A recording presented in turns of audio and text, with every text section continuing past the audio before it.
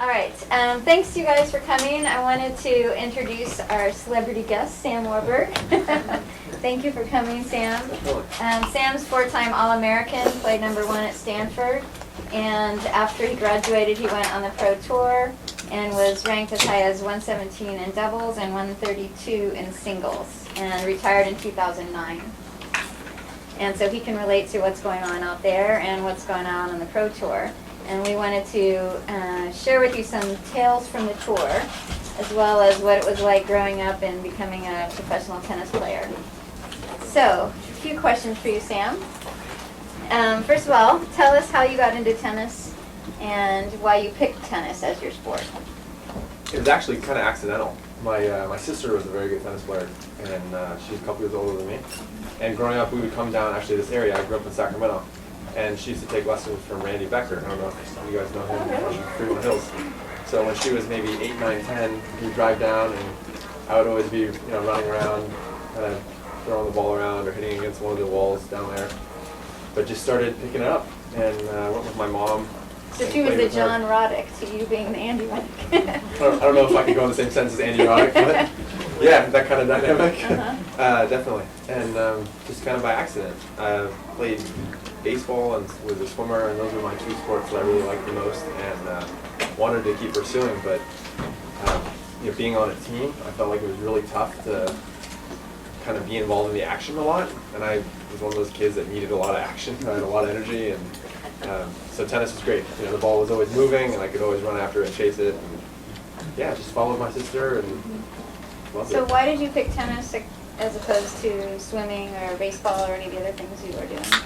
Well, I mean, baseball, the team aspect, sitting out in center field, kind of, looking at dandelions while the pitcher and catcher are playing catch is kind of boring after a while. So, and then swimming, it's a great sport. It's extremely challenging, but looking at the stripe on the bottom of the pool kind of got to me. So I needed just a little more, and still today I'm like that. I mean, I'm kind of all over the place. So. And how about the decision to go to play college tennis and to come to Stanford? Getting into Stanford and coming to Stanford was that was an easy decision. Thanks to this guy over here helped me get in. I really, since I was little, I came down to these matches here at Stanford. Growing up in the Sacramento area, it's not too far away, and the Stanford men's tennis program is beyond legendary, and I felt very lucky to be able to come down and watch matches on a regular basis. And as soon as I started getting serious about tennis around 12 and 13, this was it. This is what I wanted, and it was an easy decision when I heard I got in. Okay, so now we want to hear some tales from the tour. Maybe what was your favorite match that you played on a professional level? There's a couple. Can I go with a couple? Yeah. All right. Probably my favorite overall moment on the tour was I was playing against a guy named Janko Tipsarevic in Serbia, and he's Serbian. And I played him in the quarterfinals on a Friday night, and it was a packed house. It was probably about the same size stadium, 3,000 or 4,000 people.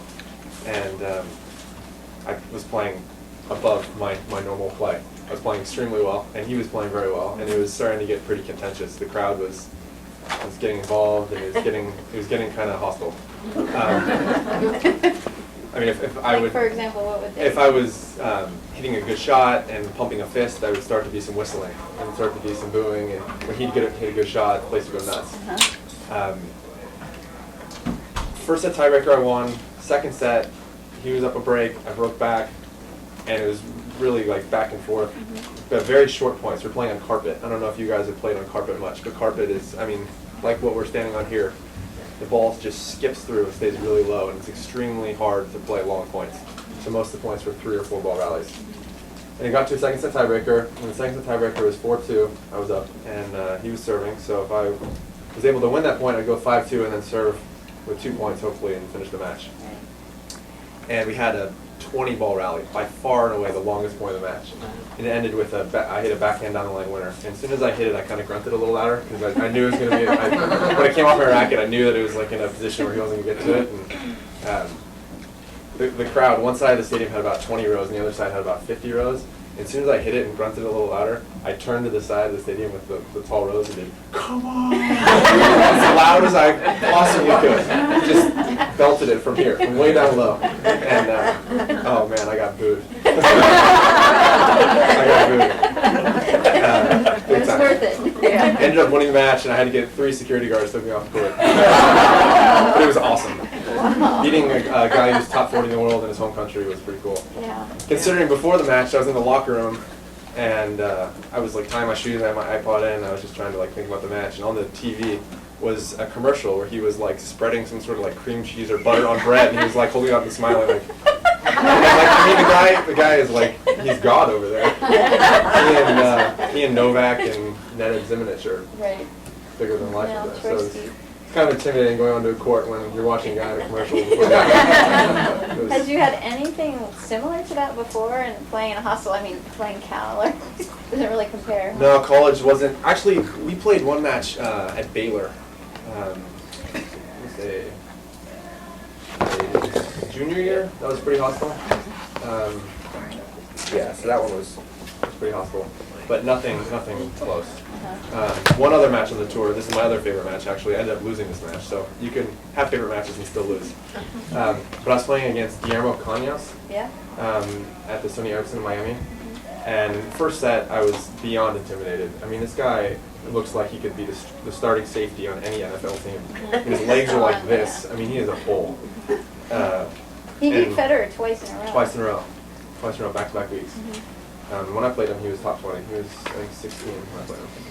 And I played him on grandstand court. I don't know if anybody's been to the Sony Ericsson tournament, but that's a huge event, like Indian Wells.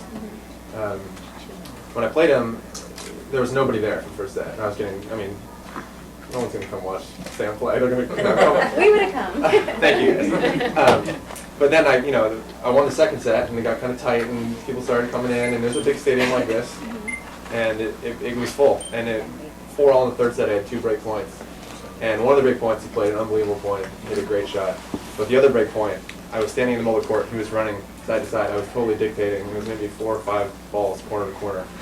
And he hit one backhand cross court on the run, total on the run, and it hit the top of the net and popped straight up in the middle of the court. And I mean, this is the ball that you've dreamt about. It's like when when you're a little kid and your dad like tosses you pop-ups in your backyard and you're like, oh, I'm catching the ball to win the World Series, like one of these. It popped up in the middle of the court, no pace, no spin, just sitting there, and I totally choked. I hit it on the inside. I tried to go inside out with it, and I just side spinned it. It went out by like maybe halfway in the alley. But that would have been serving for the match to play Federer in a night match in the third round of Sony Ericsson, which would have been my best result. It would have been pretty cool. So. Yeah.